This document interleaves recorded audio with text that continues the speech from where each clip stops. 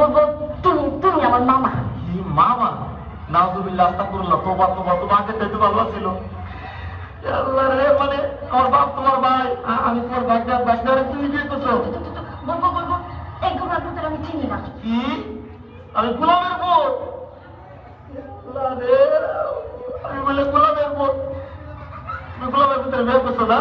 তুমি আমার কথা শোনো না, চলো না আমরা গান গেতে গেতে পাশে যাই। শোনো, আমি তোমার একটা কথা বলি, এখনো তো কেউ জানে না তোমার মতো এই জিনিসের আমি বিয়ে করছি গোপনে। তুমি একটা কাজ করো, তোমার আমি তালাক দিয়ে দেয়, তুমি আমার তালাক দিয়ে দেবো, বুঝছো?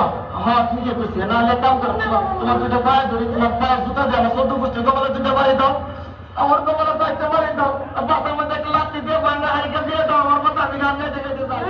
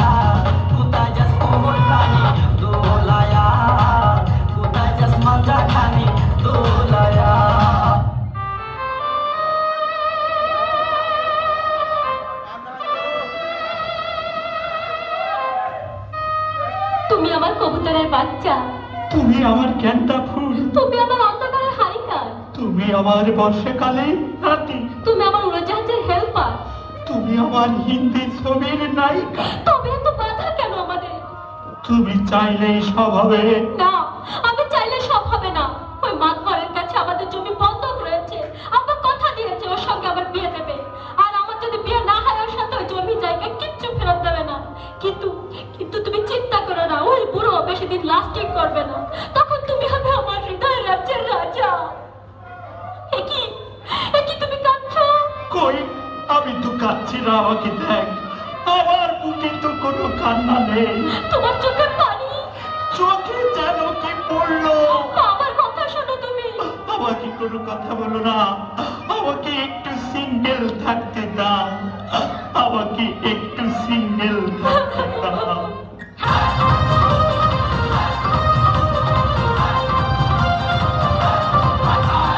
তোমার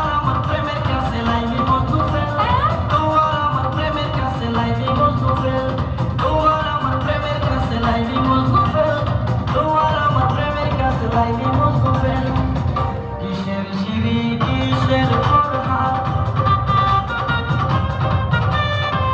তারা হইয়া গেছে বরবাদ